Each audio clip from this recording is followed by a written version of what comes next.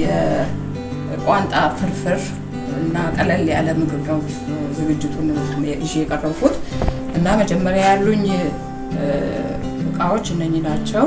መጀመሪያ ስጋ የተዘለዘለ ንጹህ ስጋ፣ ቀይ ሽንኩርት የተከተፈ፣ ቲማቲም የተከተፈ፣ ዘይት ማንኛውም ዘይት ሊሆን ይችላል፣ ብላክ ፔፐር፣ ሚጥሚጣ፣ ኮረሪማ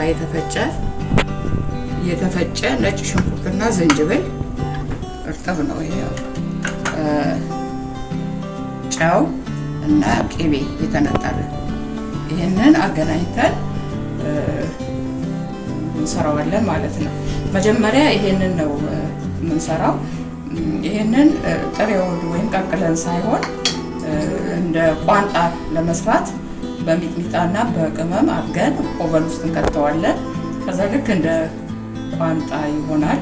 ያንን ቋንጣ አውጥተን ነው ስልስ ውስጥ ወይም ደግሞ ቁሌት ውስጥ ገብቶ ለፍርፍር። ቅመሙን ትንሽ በመጠኑ ነው የማደርገው፣ አላበዛም። ሚጥሚጣውን ትንሽ የማቃጠል በርበሬም ሊሆን ይችላል፣ ግን እኔ ሚጥሚጣ ቢሆን የተሻለ ልክ የሀገራችንን ጣዕም የቋንጣ ጣዕም ይይዛል እና የመጣፈጥም እንትን ሊኖር ይችላል። ይሄ ደግሞ ነጭ ሽንኩርትና ዝንጅብል ያልኩት ነው። ትንሽ ጨው ሚጥሚጣውም ስላለው ብዙ አስፈልገው፣ ብላክ ፔፐር ትንሽ ማባረክ ይባላል። ይሄንን በዚህ ማሸት ነው። ካስፈለገ ግሎቭ ካለ በግሎቭ ማቀላቀል ነው፣ ይቀላቀላል። በቃ ይሄንን ኦቨን ውስጥ ለመክተት ማዘጋጀት ነው፣ ግን በደንብ እንዲቀላቀል ማድረግ ነው። ይሄንን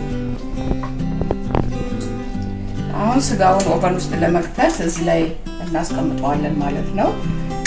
እንደዚህ በቁመት ቢሆን ቶሎ የመብሰል እንትንም ይኖረዋል እና የመድረቅ እንትኑ ይኖራል። ግን አንድ ላይ ተከምሮ ከገባ ግን ላይደርቅ ስለሚችል ቋንጣነቱ ብዙ ላይታወቅ ይችላል። ለዛ ነው በቁመት እንደዚህ ያዘጋጀሁት ማለት ነው። ዘዝዬ የተዘጋጀ ነው።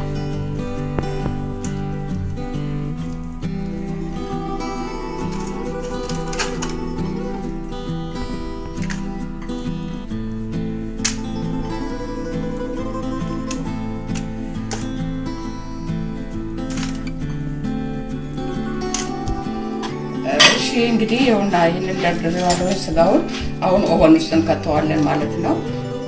ብሮይል አድርገን ስታርት እናደርግና እንከተዋለን። ሰዓቱን እያየን እንደበሰለ እንደበሰለቱ እያገላበጥን እናደርገዋለን ማለት ነው። ከዚህ በኋላ እንግዲህ ያው ቁሌቱ መጀመር ነው። እናደርጋለን። ሽንኩርቱን ብቻ አሁን ስናቁላላ ቤቱ በሙሉ ሽንኩርት ስለሚል ግሎ ሽንኩርቱን ስናደርግ የሽንኩርቱ እንትን በቤት ውስጥ ብዙ አይገንም። ስለዚህ እንደዚህ አግለን ማረጉ ጠቃሚነት አለው እና ሽንኩርቱን እናደርጋለን ማለት ነው።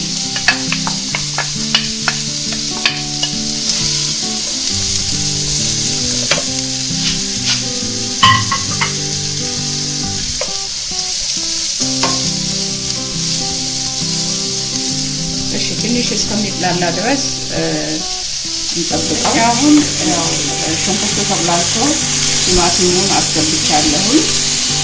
ቲማቲሙም እየበሰለ ነው። በርበሬው መብላላት ስላለበት አብሮ ቢብላላ ጊዜም ይቀንሳል። ስለዚህ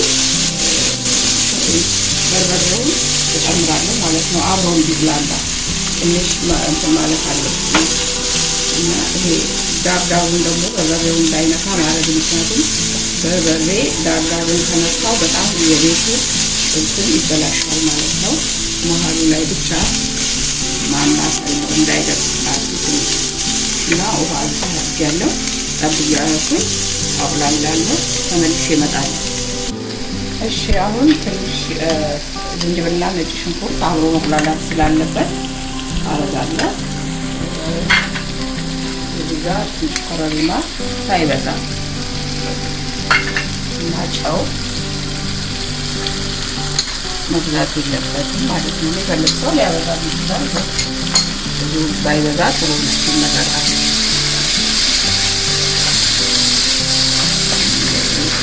እንያን እያቁላላን ውሃ ጠብ እያደረግን እናቁላለዋለን። ከዛ በኋላ ስጋው ሲደርስ ቆረጥ ቆረጥ አድርጎ መክተት ነው።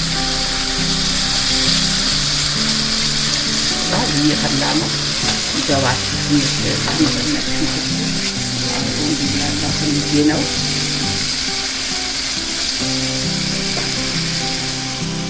አሁን የደረሰ ይመስላል። መፈለስ ነው የሚቀረው። ትንሽ እንፈልሰውና እናየዋለን። ስጋው ደግሞ ደርሶ እንደሆነ ከፍተን ኦቨኑን እናያለን። ከደረሰ ይሄ እስከሚበስል ድረስ እናስተካክለዋለን ማለት ነው። ስጋው ስላት ስልስ ሆኗል።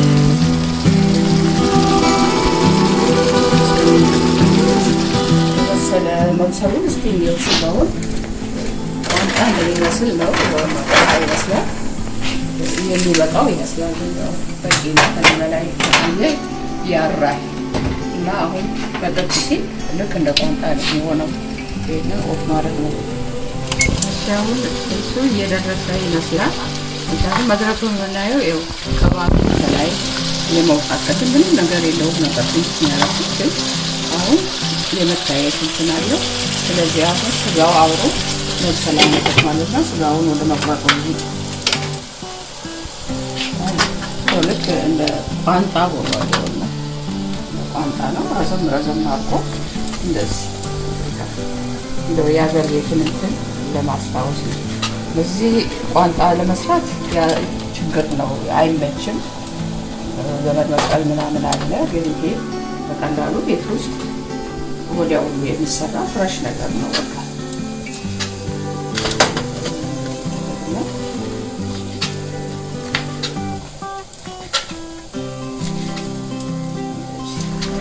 አሁን ትንሽ ቅቤ በስጋው ያው ገብቶ እየበሰለ ነው። ትንሽ ቅቤ ይገባል አብሮ እንዲበስል ማለት ነው። ጣዕሙንም ቆንጆ ያደርገዋል ማለት ነው።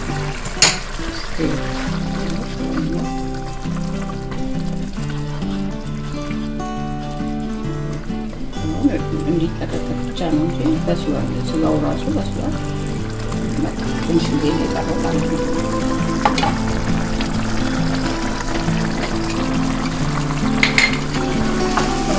እንጀራው ይኸው ተዘጋጅቷል። ይሄም ስልሱ እየደረሰ ነው። ቋንጣውም በስሏል። አሁን የመጨረሻው ትንሽ ለአመል እቺ ያህል ነው ማለት ነው። መከለሻ አረግና ቀብሼ ማውጣትና ተስታውሲ እንጀራውን ጨምሮ ለገበታ ማቅረብ ነው። አሁን እቺ አውሩ ነው። በጣም ቆንጆ ነው። በቃ ታጥቻለሁ። ከዚህ በኋላ እንጀራው ከገባ በኋላ ታያችኋለሁ። አመሰግናለሁ። ያው ሰሱ ተሰርቷል። አሁን እንጀራውን ቀላቅሎ ሳህን ላይ አድርጎ ወደ ማዕድ ማቅረብ ነው። ይሁን እንጀራው ትኩስ ነው፣ የተቆረጠ ነው ያደረኩት። እንግዲህ ያው ለንጽህናውም ትኩስም በመሆኑ እንደዚህ ቢሆን ጥሩ ነው ብዬ ነው። የተሰባበረ እንጀራ የለውም።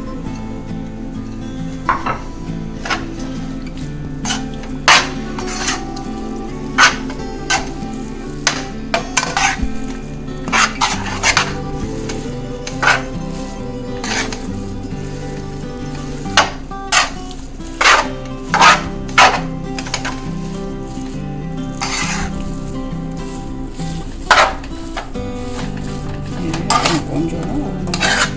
ሲለሰልስ በተለይ በጣም ጣዕሙ ራሱ በጣም ቆንጆ ነው። ስስ ያለ ጨው የለውም በብዛት እና ዝንጅብል ነው። እሱ ደግሞ አስፈላጊ ነው። በጣም ቆንጆ ነው እንደሚታየው። ሲቀር ደግሞ ታዩታላችሁ። እሺ እንግዲህ ያው ተሰርቶ አውቅቷል። አሁን ያው ምግቡ ለቁርስም ይሆናል ለምሳም ለሚያስቸኩል ነገር ሁሉ ይሆናል መሸት ሲልም ደስ ሲል መብላት እንትን ይላል በጣም ቆንጆ ነው በጣም ነው እንግዲህ የሚቀምሱ ሰዎች ሊያውቁ ይችላሉ